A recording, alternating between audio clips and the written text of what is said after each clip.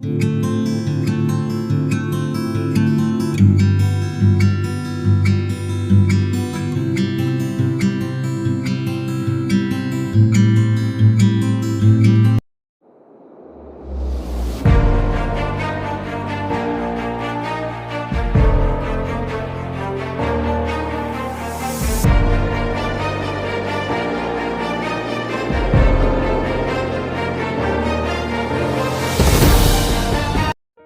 बार फिर से आप सभी का स्वागत है। हम अध्ययन कर रहे हैं भजन संहिता की पुस्तक का और अब समय है कि हम उसके 92वें अध्याय का अध्ययन करें। मेरे प्यारे भाई बहनों, ये 92वें अध्याय जो है स्तुति का गीत है, जो थैंक्स गिविंग सैम यानी धन्यवादी के भजन की श्रेणी में आता है। और इसमें परमेश्वर यहोवा को स्तुति दी गई है, परमेश्वर यहोवा को महिमा दी गई है। और ये दिन इजरायली लोग विश्राम दिन के समय गाया करते थे, यानी कि शब्द के दिन ये गीत जो इजरायली लोग हैं वो गाया करते थे और परमेश्वर की स्तुति और महिमा किया करते थे।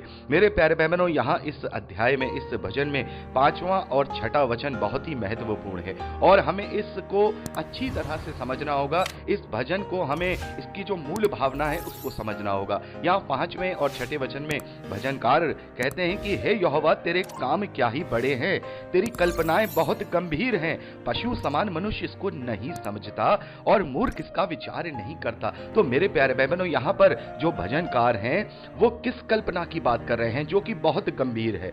वो किस काम के विषय में बात कर रहे हैं जो बहुत बड़े हैं, जो पशु समान मनुष्य नहीं समझता है और मूर्ख इसका विचार नहीं करता है। मेरे प्यारे बहनों, जैसा कि मैंने आपको बताया कि ये जो भजन, ये जो गीत है, ये इजरायली लोग विश्राम दिन के लिए गाया करते थे, विश्राम दिन के दिन गाया करते थे। तो मेरे प्यारे बहनों, हमें उस विश्राम दिन का अर्थ समझना होगा, उस विश्राम दिन का अर्थ समझना होगा जिसकी आज्ञा परमेश्वर ने इजरायलियों को करने के लिए दी थी। हम इस बात को पढ़ चुके हैं मेरे प्यारे बहनों। परमेश्वर ने इजरायलियों को यह आज्ञा दी कि तुम 6 दिन कार्य करना और 7वें दिन विश्राम करना, और वो सब्त का दिन माना जाएगा, यानी 7वां दिन यानी कि सब्त का दिन। 6 दिन तुम काम करना, लेकिन 7वें दिन तुम्हें विश्राम करना है, क्योंकि परमेश्वर यहां कहते हैं कि मैंने 6 दिन में सृष्टि का निर्माण किया और 7वें दिन इन सब बातों से मैंने जो है विश्राम पाया, इन सब कार्यों को मैंने पूरा किया है। इसीलिए तुम 7वें दिन को विश्राम दिवस के रूप में मनाया करना। लेकिन मेरे प्यारे बहनों, हम नए नियम में पढ़ते हैं कि अब मसीही विश्वासियों को विश्राम दिन यानी सब्त का दिन मानने के लिए बाध्य नहीं किया गया है। अब वो सब्त का दिन नहीं मानते हैं। आखिर क्या प्रयोजन है? मेरे प्यारे बहनों, जैसा कि यहां इस वचन में लिखा है कि परमेश्वर की कल्पनाएं बहुत गंभीर हैं, बहुत गंभीर हैं। तो यहां हमें परमेश्वर की उस गंभीर कल्पना को समझना होगा, जो गंभीर कल्पना जो उसने असली विश्राम के लिए ठहराई है। मेरे प्यारे भाई बहनों, क्या परमेश्वर यह चाहता है कि हम इस धरती के ऊट कटारे वाले जीवन में, इस धरती की सड़ाहट वाले जीवन में 6 दिन काम करके 7वें दिन आराम करें? इससे परमेश्वर को क्या सरोकार? जैसा कि अभी हमने 90वें अध्याय में पढ़ा, मेरे प्यारे भाई बहनों, मूसा ने इस बात को समझाया है कि परमेश्वर की दृष्टि में मनुष्य के 1000 वर्ष ऐसे जैसे रात का पहर उसके लिए कुछ भी नहीं है। तो वो गंभीर कल्पनाएं इतने छोटे से तुच्छ जीवन के लिए क्यों बनाएगा? वो इस बात से वो ये क्यों कहेगा कि नहीं तुम्हें सब्त का दिन मानना है, भाई तुम 6 दिन आराम करोगे, सब्त का दिन जो ना माने उसे पथरवा करके मार दिया जाए? मेरे प्यारे भाई बहनों, ये गंभीर कल्पना थी। ये कोई हमारे जीवन की, जो हमारे जीवन का जो जीवन ये जी रहे हैं हम, ये इस धरती के ऊट कटारे वाला जो जीवन जी रहे हैं, इसके लिए वो कल्पना नहीं थी। इसीलिए आत्मा में होकर ये भजनकार इस बात को समझा रहे हैं कि परमेश्वर यहोवा, तेरे काम क्या ही बड़े हैं, तेरी कल्पनाएं बहुत गंभीर हैं, वो हमें समझ में नहीं आती। और आज ऐसे बहुत सारे कल्ट आ गए हैं मसीही विश्वासियों में, जो इस बात को कहते हैं कि परमेश्वर ने आज्ञा दी थी, ये हमेशा की विधि है, सब्त का दिन मनाना चाहिए, सब्त का दिन ये होना चाहिए, परमेश्वर ने कहा था उसकी। लेकिन उसकी कल्पनाएं जो बहुत गंभीर थी वो नहीं समझ पाते हैं। वो पौलुस समझ गए थे, वो पतरस समझ गए थे, वो यूहन्ना समझ गए थे, वो याकूब समझ गए थे, वो अनंद्रियास समझ गए थे, और उस वक्त जो प्रभु पर विश्वास करते थे उसकी अद्भुत कल्पनाएं समझ गए थे। उस विश्राम के दिन को समझ गए थे कि असली विश्राम का दिन कौन सा है। और आज जो मसीही विश्वासी विश्वास में प्रबल हैं, वो समझते हैं कि यहां किस विश्राम के विषय में बात की जाती है। मेरे प्यारे भाई बहनों, जैसा कि हम जानते हैं कि इजरायलियों को सारी बातें परमेश्वर ने फिजिकल रूप से करने के लिए दी थी, ताकि जब वो आत्मिक अर्थ जब प्रभु यीशु मसीह के द्वारा बताया जाए तो वो समझने पाए, विश्राम का महत्व समझने पाए। हमें परमेश्वर ये नहीं चाहता है कि हम इस धरती पर आराम करें, कि काम करेंगे, विश्राम करें, उससे हमसे कोई भी इससे सरोकार नहीं है, जैसा हम जानते हैं। तो ये विश्राम दिवस इसलिए मनाने के लिए इजरायलियों को दिया गया ताकि वो असली विश्राम को समझने पाए। असली विश्राम क्या है मेरे प्यारे भाई बहनों? जैसा कि हम उत्पत्ति की पुस्तक में पढ़ते हैं, परमेश्वर ने 6 दिनों में सृष्टि की निर्माण किया, उसकी रचना की, और उसके बाद उसने इन सब बातों से 7वें दिन विश्राम पाया। वैसे ही परमेश्वर ने मनुष्यों के लिए 6000 साल का प्लान बनाया है। मेरे प्यारे भाई बहनों, इस बात का अध्ययन हमने इफिसियों की पत्री जब उसका पहला अध्याय अध्ययन किया था, तो मैंने आपको परमेश्वर के उस 7000 साल के मास्टर प्लान के विषय में बताया था, जिसमें से मेरे प्यारे भाई बहनों 6000 साल जो हैं वो अब कंप्लीट होने पर हैं, और 7वां 1000वां साल जो है वो प्रभु यीशु मसीह का वो विश्राम है जो वो इस धरती पर 1000 साल का राज्य करेगा। और उसके बाद मेरे प्यारे भाई बहनों, उसके बाद अनंत विश्राम है, अनंत विश्राम है, वो अनंत विश्राम है। उसके बाद वो अनंत विश्राम है जो परमेश्वर की सहभागिता में हमें मिलेगा। और इस विश्राम को समझने के लिए हमने इब्रानियों की पत्री में बहुत अच्छे से अध्ययन किया है, और एक बार फिर से मैं इब्रानियों की पत्री का यहां पर आपको स्मरण दिलाना चाहूंगा। हमने इब्रानियों की पत्री उसके 4 अध्याय पहले वचन में पढ़ा। यहां लेखक कहते हैं कि इसलिए जबकि उसके विश्राम में प्रवेश करने की प्रतिज्ञा अब तक है, तो हमें डरना चाहिए, ऐसा ना हो कि तुम में से कोई जन उसमें से वंचित रह जाए। मेरे प्यारे भाई बहनों, अभी विश्राम की प्रतिज्ञा बाकी है, और जो यहूदी लोग थे, जो इजरायली लोग थे, वो समझते थे कि हमें विश्राम की ये प्रतिज्ञा का देश दे दिया गया है, लेकिन वो विश्राम का देश नहीं था। यहां लेखक यही समझाते हैं 8वें वचन में लेखक, 8वें 9वें वचन में लेखक कहते हैं 8वें वचन में, क्योंकि यदि यहोशू उन्हें विश्राम में प्रवेश करा देता तो उसके बाद दूसरे दिन की चर्चा नहीं होती। मेरे प्यारे भाई बहनों, हम यहां पर देखते हैं कि जो लेखक हैं इब्रानियों की पत्री के, वो दाऊद के एक भजन को लेकर के इस बात को क्लेम कर रहे हैं। दाऊद भजन संहिता उसके 95वें अध्याय में इस बात को कहते हैं 7वें और 8वें वचन में कि आज तुम उसका शब्द सुन लो, इजराइलियों, यहूदियों, तुम आज परमेश्वर का शब्द सुन लो, तो अपने मनों को कठोर ना करो, नहीं तो तुम उस विश्राम में प्रवेश करने ना पाओगे।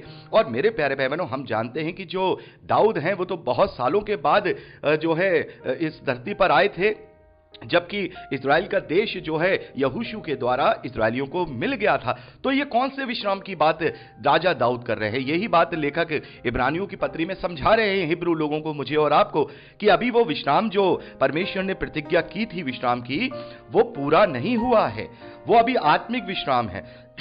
माफ कीजिएगा। और यहां 7वें वचन से लेकर के 15वें वचन तक उसी आत्मिक विश्राम का वर्णन दिया गया है जो अनंत जीवन में है। तो उस विश्राम का महत्व समझाने के लिए परमेश्वर की यह भारी कल्पना थी कि वो असली विश्राम को समझाने के लिए यहूदियों को निरंतर हर 7वें दिन विश्राम देने के लिए परमेश्वर ने उन्हें फिजिकल रूप से आज्ञा दी, लेकिन अभी हम पर लागू नहीं है।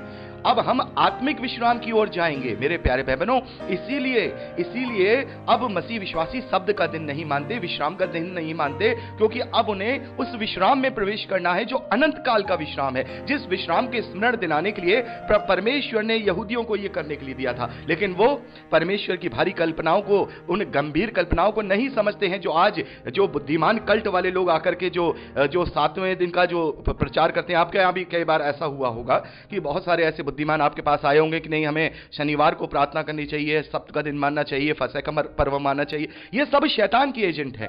परमेश्वर की उन अद्भुत गंभीर कल्पनाओं को ये नहीं समझते हैं। लेकिन परमेश्वर को कोटि कोटि धन्यवाद है, पवित्र आत्मा अपने लोगों को समझाता है, उभारता है, परमेश्वर की उन गंभीर कल्पनाओं को बताता है।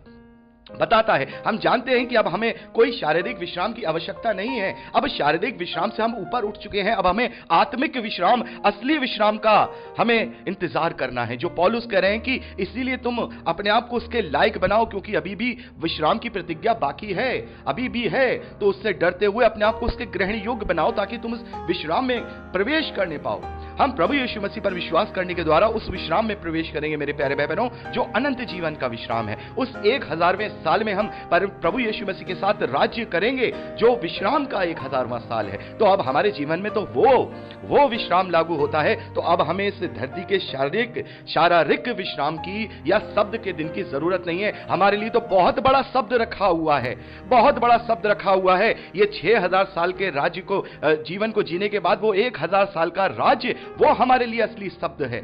हम उस शब्द को मनाएंगे। हम उस शब्द को नहीं मनाएंगे जो परमेश्वर ने इजरायलियों को मनाने के लिए दिया था, वो केवल एक इंडिकेशन मात्र था। हम उस शब्द को मनाएंगे जो प्रभु के साथ 1000 साल का राज्य है, और उसी का यहां पर, उसके विश्राम का यहां पर वर्णन दिया गया है मेरे प्यारे भाई बहनों। यहां पर देखिए 7वें वचन से लेकर 9वें वचन तक जो दुष्ट लोग हैं, जो परमेश्वर के विरोधी हैं, जिन्होंने प्रभु का इनकार किया है, उनके अंजाम, उनके प्रतिफल के विषय में लिखा है कि दुष्ट जो घास के समान फलते फूलते हैं और सब अनर्थकारी जो प्रफुल्लित होते हैं, यह इसलिए होता है कि वे सर्वदा के लिए नष्ट हो जाएं। वो सर्वदा के लिए नष्ट हो जाएंगे, परंतु हे यहोवा तू सदा विराजमान होगा, क्योंकि हे यहोवा तेरे शत्रु, हां तेरे शत्रु नष्ट होंगे और सब अनर्थकारी तितर बितर रहेंगे, तितर बितर होंगे। तो यह उनका प्रतिफल है। लेकिन मेरे प्यारे भाई बहनों, जो उस अनंत विश्राम में प्रवेश करेगा, जो विश्राम की प्रतिज्ञा प्रभु ने, परमेश्वर ने अब्राहम के साथ की थी, वो लोग क्या होंगे? वो लोग यहां लिखा है, परंतु मेरा सींग तू जंगली सांड का सा, तूने मेरा सींग जंगली सांड का सा ऊंचा किया है। सींग यानी तूने मुझे सामर्थ्य किया है, यानी हम पुनरुत्थान की देह में वापस जो है पुनरुत्थान में जी उठेंगे। और यहां पर हम देखते हैं कि धर्मी लोग खजूर के समान फूलेंगे फलेंगे और लबालोन के देवदार के समान बढ़ते रहेंगे। मेरे प्यारे भाई बहनों, इस वचन को आज भी कलीसियाओं में इस वचन को फिजिकल रूप से लोगों को आशीष का वचन देकर के दिया जाता है। लेकिन ये आज हमने इसकी भेद की बात और गहराई की बात, हमने गंभीर बात समझ ली कि ये वचन इस धरती के लिए नहीं है। इस धरती पर कितना हम जिएंगे, कितना जिएंगे इस धरती पर। अभी हमने 90 अध्याय में पढ़ा, मूसा यही कहते हैं कि परमेश्वर की दृष्टि में हमारे 1000 साल जैसे उसके लिए एक रात का पहर।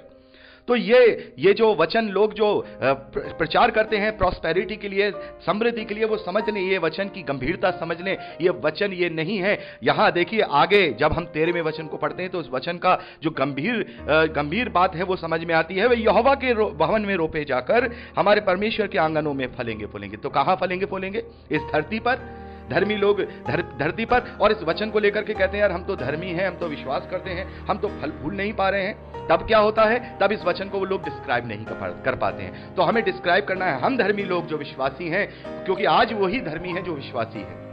चाहे हम कितने भी बड़े बड़े धर्म के काम क्यों ना कर लें, कितने बड़े बड़े हम भलाई के काम क्यों ना कर लें, अगर हम विश्वासी नहीं है तो कोई लाभ नहीं, क्योंकि मार्ग सत्य जीवन केवल प्रभु यीशु मसीह है। तो धर्मी लोग खजूर के समान परमेश्वर के भवन में उसके यहां रोपे जाएंगे और परमेश्वर के आंगनों में फलेंगे और फूलेंगे, वहीं पर वो जो है फैलते रहेंगे।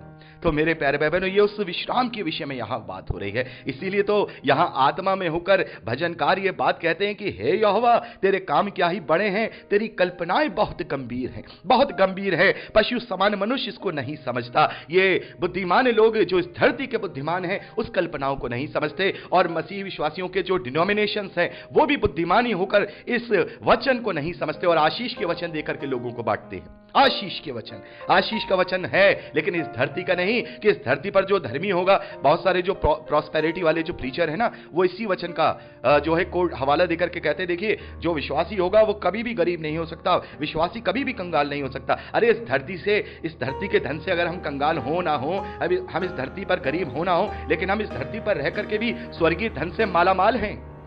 हम स्वर्गीय धन से आशीषित हैं, वो धन हमसे कोई छीने ना लेगा। प्रभु कहते हैं कि उस धन के लिए तुम परिश्रम करो जो चोर ना चुरा पाए, वो जिसे काई ना लग पाए, वो धन जो स्वर्गीय धन है। हाँ, धर्मी लोग खजूर के समान फलेंगे फूलेंगे, लेकिन परमेश्वर के भवन में, यहां पर भी परमेश्वर उन्हें किसी भी भली वस्तु की कमी घटी होने नहीं देगा। प्रभु ने कह दिया है, इस बात का वादा कर दिया है, पहले तुम उसके धर्म और राज की खोज करो, बाकी सब जरूरत की चीजें तो परमेश्वर तुम्हारे लिए मुहैया करा ही देगा। जब तुम इस धरती पर, तो उसने तुम्हें भेजा है, इस धरती पर तुम्हें उसने जन्म दिया है, तो वो तुम्हारे लिए रोटी पानी का सबका इंतजाम कराएगा। तो मेरे प्यारे बहनों, यहां पर उस विश्राम दिन के विषय में बात की जा रही है, जब धर्मी लोग खजूर के समान फलेंगे फूलेंगे, लबानोन के देवदार के समान बढ़ते रहेंगे, वे यहोवा के भवन में बोए जाएंगे, हमारे परमेश्वर के आंगनों में फलेंगे फूलेंगे, वे पुराने होने पर भी फलते रहेंगे और रस भरे और लहलहाते रहेंगे, जिससे प्रकट हो कि यहोवा सच्चा है, वे मेरी चट्टान है और उसमें कुछ भी कुटिलता नहीं। हालेलुया कहें मेरे प्यारे बहनों, हालेलुया कहें, परमेश्वर का धन्यवाद करें कि उसने हमें उस विश्राम के योग्य बनाया है। इस्राएलियों को तो केवल इस धरती के विश्राम के लिए आज्ञा दी गई थी, लेकिन हमें तो उस विश्राम के लिए उसने ऐसी युक्ति कर ली, ऐसी योजना बना ली कि उसने अपने इकलौते पुत्र को दे दिया कि जो कोई उस पर विश्वास करे वो नाश ना हो, परंतु उस अनंत विश्राम में प्रवेश करे, उस अनंत विश्राम में प्रवेश करे, जिसके विषय में इब्रानियों के पत्री 4 अध्याय में लेखक या हम कहें पौलुस समझा रहे हैं।